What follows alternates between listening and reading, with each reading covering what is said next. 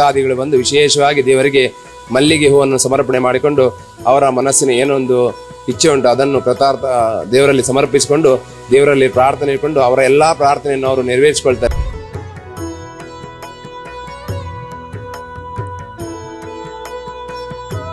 ಪ್ರತಿಯೊಂದು ವಾಹನದವರು ಹಾಗೆ ಪ್ರತಿ ದಿವಸ ಹೆಚ್ಚಿನ ವಾಹನದವರು ಇಲ್ಲಿ ಸಾನ್ನಿಧ್ಯದಲ್ಲಿ ಬಂದು ದೇವರಿಗೆ ಹೂವನ್ನು ಸಮರ್ಪಣೆ ಮಾಡಿಕೊಂಡು ಅವರ ಮುಂದಿನ ಒಂದು ಪ್ರಯಾಣವನ್ನು ಬೆಳೆಸ್ತಾರೆ. ಅಂದರೆ ಮುಖ್ಯವಾಗಿ ವಾಹನದಲ್ಲಿ ಯಾವುದೇ ಒಂದು ಅವಘಡಗಳು ತೊಂದರೆ ಬರಬಾರ್ದು ಅಂತ. ಅದೇ ರೀತಿ ಮುಖ್ಯವಾಗಿ ವ್ಯಾಪಾರ ಉದ್ಯೋಗದಲ್ಲಿ ಸಹ ಏನಾದರೂ ಅಡಚಣೆ ತೊಂದರೆ ಬಂದರೆ ಅವರು ಸಹ ಹಾಗೆ ದೇವರಿಗೆ ಹೂವನ್ನು ಸಮರ್ಪಣೆ ಮಾಡಿಕೊಂಡು ಅವರ ಮನಸ್ಸಾಭಿಷ್ಟವನ್ನು ನೆರವೇರಿಸಿಕೊಂಡು ಹೋಗ್ತಾರೆ. ಉಡುಪಿ ಜಿಲ್ಲೆಯ ಪುತ್ತೂರಿನ ರಾಷ್ಟ್ರೀಯ ಹೆದ್ದಾರಿಯ ಬಳಿ ಇರುವ ದೇವಾಲಯವೊಂದು ಸಾವಿರಾರು ಭಕ್ತರ ನಂಬಿಕೆಯ ಕೇಂದ್ರವಾಗಿದೆ. ಅದುವೇ ಮಾಸ್ತಿಯಮ್ಮ ದೇವಸ್ಥಾನ.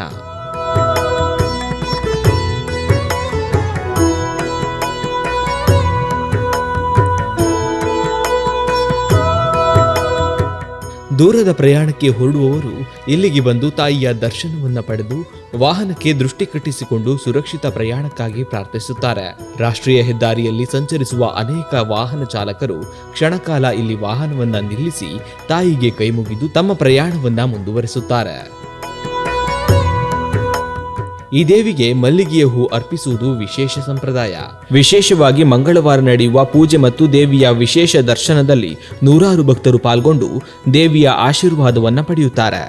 ದೇವಾಲಯದ ಪ್ರದಕ್ಷಿಣೆಯಲ್ಲಿರುವ ಆಕರ್ಷಕ ಕಾಷ್ಟ ಶಿಲ್ಪವು ಭಕ್ತರ ಗಮನ ಸೆಳೆಯುತ್ತಿದೆ. ಸರ್ವಮಂಗಲ ಮಾಂಗಲ್ಯ ವೇದವಾರ್ಸಾದಿಕೆ ಶರಣ್ಯೇ ತ್ರ್ಯಂಬಕೆ ದುರ್ಗೆ ನಾರಾಯಣಿ ನಮೋಸ್ತುತೇ ಕೃಷ್ಣಾಯ ವಾಸುದೇವಾಯ ರೇ ಪ್ರಮಾತ್ಮನೇ ಪ್ರಣತಕ್ಲೇಶನಾಜಾಯ ಗೋವಿಂದಾಯ ನಮೋ ನಮಃ ಕೃಷ್ಣಾಯ ಯಾದವೇಂದ್ರಾಯ ಜ್ಞಾನಮುದ್ರಾ ಯೋಗಿನಿ ನಾಥಾಯ ಕುಮೀಜಾಯ ನಮೋ ವೇದಾಂತ ವೇದಿನಿ. ವಿಶೇಷವಾಗಿ ನಮ್ಮ ಮಾಸ್ತಿಯಮ್ಮ ದೇವಸ್ಥಾನದಲ್ಲಿ ದೇವರಿಗೆ ವಿಶೇಷ ಅಂದರೆ ಮಲ್ಲಿಗೆ ಹೂವನ್ನು ಅರ್ಪಿಸುವುದು ವಿಶೇಷವಾದ ಒಂದು ಸೇವೆ. ಅಂದರೆ ಮಂಗಳವಾರ ದಿವಸ ಮಾತ್ರ ನಮ್ಮ ದೇವಸ್ಥಾನ ಬೆಳಿಗ್ಗೆ 6ರಿಂದ ಮಧ್ಯಾಹ್ನ 1 ಗಂಟೆವರೆಗೆ ತೆರೆದಿರುತ್ತದೆ. ಆ ಹೊತ್ತಿನಲ್ಲಿ ಭಕ್ತಾದಿಗಳು ಬಂದು ವಿಶೇಷವಾಗಿ ದೇವರಿಗೆ ಮಲ್ಲಿಗೆ ಹೂವನ್ನು ಸಮರ್ಪಣೆ ಮಾಡಿಕೊಂಡು ಅವರ ಮನಸ್ಸಿನ ಏನೊಂದು ಇಚ್ಛೆ ಉಂಟು ಅದನ್ನು ಕೃತಾರ್ಥ ದೇವರಲ್ಲಿ ಸಮರ್ಪಿಸಿಕೊಂಡು ದೇವರಲ್ಲಿ ಪ್ರಾರ್ಥನೆ ಇಟ್ಕೊಂಡು ಅವರ ಎಲ್ಲ ಪ್ರಾರ್ಥನೆಯನ್ನು ಅವರು ನೆರವೇರಿಸಿಕೊಳ್ತಾರೆ. ಅದೇ ರೀತಿಯಾಗಿ ಮಂಗಳವಾರ ದಿವಸ ಬೆಳಿಗ್ಗೆಯಿಂದ ಮಧ್ಯಾಹ್ನವರೆಗೆ ತುಂಬ ಭಕ್ತಾದಿಗಳು ಬಂದು ತಮ್ಮ ವಿಶೇಷ ಸೇವೆಯನ್ನು ಮಾಡಿಸಿಕೊಂಡು ಕೃತಾರ್ಥರಾಗುತ್ತಾರೆ. ಅದೇ ರೀತಿ ನಿತ್ಯ ನಿರಂತರ ಸೇವೆ ಇಲ್ಲಿ ಭಕ್ತಾದಿಗಳು ಬಂದು ದೇವರಿಗೆ ಹೂವಿನ ಸಮರ್ಪಣೆಯನ್ನು ಮಾಡಿಕೊಂಡು ಹೋಗ್ತಾರೆ. ಶುಕ್ರವಾರ ದಿವಸ ಮಾತ್ರ ನಾವು ಬೆಳಿಗ್ಗೆಯಲ್ಲಿ ದೀಪವನ್ನು ಬೆಳಿಗ್ಗೆ ಹಚ್ಚಿಕೊಂಡು ಬಂದ ಭಕ್ತಾದಿಗಳಲ್ಲಿ ಏನೊಂದು ಹೂ ಉಂಟು ಅದನ್ನು ದೇವರಿಗೆ ಸಮರ್ಪಣೆ ಮಾಡಿಕೊಂಡು ಭಕ್ತರ ಪ್ರಾರ್ಥನೆಯನ್ನು ನೆರವೇರಿಸಿಕೊಡ್ತೇವೆ. ನಿತ್ಯ ನಿರಂತರ ಸೇವೆಯನ್ನು ದೇವರು ಮಾಡಿಸ್ಕೊಡ್ತಾ ಇದ್ದಾರೆ. ಇನ್ನು ಮುಂದಕ್ಕೂ ವಿಶೇಷ ರೀತಿಯಲ್ಲಿ ಸಾನ್ನಿಧ್ಯ ಅಭಿವೃದ್ಧಿ ಆಗಲಂತ ನನಗೆ ಮಾತಾಡಲಿಕ್ಕೆ ಅವಕಾಶ ಕೊಟ್ಟದ್ದಕ್ಕೆ ನನ್ನ ಉದಯವಾಣಿ ಮಾಧ್ಯಮದವರಿಗೆ ಅಭಿನಂದನೆ ಸಲ್ಲಿಸ್ತೇನೆ.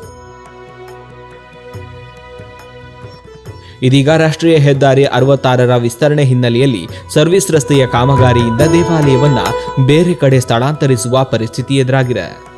ಆಡಳಿತ ಮಂಡಳಿ ದೇವಾಲಯವನ್ನ ಬೇರೆ ಸ್ಥಳಕ್ಕೆ ಸ್ಥಳಾಂತರಿಸುವ ಕುರಿತು ಚಿಂತನೆ ನಡೆಸುತ್ತಿದೆ. ಪ್ರತಿಯೊಂದು ವಾಹನದವರು ಹಾಗೆ ಪ್ರತಿ ದಿವಸ ಹೆಚ್ಚಿನ ವಾಹನದವರು ಇಲ್ಲಿ ಸಾನ್ನಿಧ್ಯದಲ್ಲಿ ಬಂದು ದೇವರಿಗೆ ಹೂವನ್ನು ಸಮರ್ಪಣೆ ಮಾಡಿಕೊಂಡು ಅವರ ಮುಂದಿನ ಒಂದು ಪ್ರಯಾಣವನ್ನು ಬೆಳೆಸ್ತಾರೆ. ಅಂದರೆ ಮುಖ್ಯವಾಗಿ ವಾಹನದಲ್ಲಿ ಯಾವುದೇ ಒಂದು ಅವಘಡಗಳು ತೊಂದರೆ ಬರಬಾರ್ದು ಅಂತ. ಅದೇ ರೀತಿ ಮುಖ್ಯವಾಗಿ ವ್ಯಾಪಾರ ಉದ್ಯೋಗದಲ್ಲಿ ಸಹ ಏನಾದರೂ ಅಡಚಣೆ ತೊಂದರೆ ಬಂದರೆ ಅವರು ಸಹ ಹಾಗೆ ದೇವರಿಗೆ ಹೂವನ್ನು ಸಮರ್ಪಣೆ ಮಾಡಿಕೊಂಡು ಅವರ ಮನಸ್ಸಾಭಿಷ್ಟವನ್ನು ನೆರವೇರಿಸಿಕೊಂಡು ಹೋಗ್ತಾರೆ. ಅದೇ ರೀತಿ ಯಾರ್ಯಾರು ಬಂದು ಏನೇನು ಬೇಡಿದ್ರು ಸಹ ದೇವರು ಎಲ್ಲವನ್ನು ನೆರವೇರಿಸಿಕೊಡ್ತಾರೆ ಒಂದು ನಂಬಿಕೆ ಪ್ರತಿಯೊಂದು ಭಕ್ತ ಮಹಾಶಯರಲ್ಲಿ ವಿಶೇಷವಾಗಿ ಸಾನ್ನಿಧ್ಯದಲ್ಲಿ ಆ ಅಮ್ಮ ಇವತ್ತಿನವರೆಗೂ ನಡೆಸಿಕೊಟ್ಟಿದ್ದಾರೆ.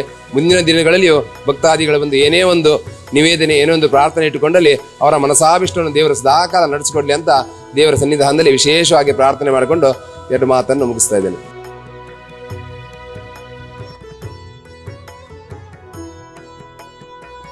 ಅಣ್ಣ ಮತ್ತು ನಾವು ಇದನ್ನು ಮುಂದುವರಿಸಿಕೊಂಡು ಹೋಗ್ತಾ ಇದ್ದೇವೆ. ಹಾಗೆ ಕಮಿಟಿಯವರು ಸಹ ಇದಕ್ಕೆ ಸಹಕಾರ ನೀಡ್ತಾ ಇದ್ದಾರೆ. ವಿಶೇಷವಾಗಿ ಅಣ್ಣನವರು ಬಂದು ಮಧ್ಯಾಹ್ನ ಕಾಲದಲ್ಲಿ ಮಂಗಳವಾರ ದಿವಸ ವಿಶೇಷ ಮಹಾಪೂಜೆಯನ್ನು ನಡೆಸಿಕೊಡ್ತಾ ಇದ್ದಾರೆ. ಮಧ್ಯಾಹ್ನ ಬಂದರೆ ಮಂಗಳವಾರ ದಿವಸ ಎಲ್ಲರಿಗೂ ದೇವರ ವಿಶೇಷ ದರ್ಶನ ಸಿಗುತ್ತದೆ.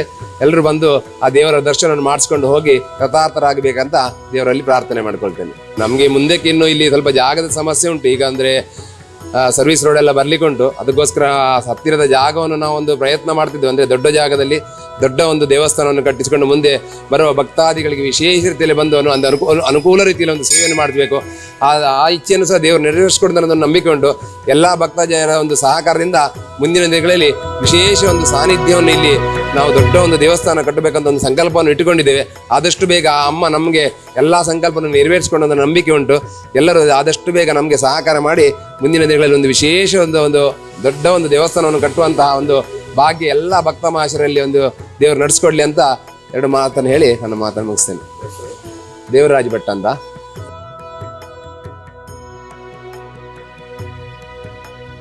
ಪ್ರತಿದಿನ ನೂರಾರು ಭಕ್ತರು ಮಾಸ್ತಿ ಅಮ್ಮನ ದರ್ಶನ ಪಡೆದು ಭಕ್ತಿ ಮತ್ತು ನೆಮ್ಮದಿಯೊಂದಿಗೆ ತಮ್ಮ ಪ್ರಯಾಣವನ್ನು ಮುಂದುವರಿಸುತ್ತಿದ್ದಾರೆ. ಇಂತಹ ಶಕ್ತಿಶಾಲಿ ದೇವಾಲಯಕ್ಕೆ ನೀವು ಕೂಡ ಒಮ್ಮೆ ತಪ್ಪದೆ ಭೇಟಿ ನೀಡಿ. ಇಲ್ಲಿನ ಕುರಿತಾದ ಅನುಭವಗಳನ್ನು ಕಾಮೆಂಟ್ನಲ್ಲಿ ತಿಳಿಸಿ.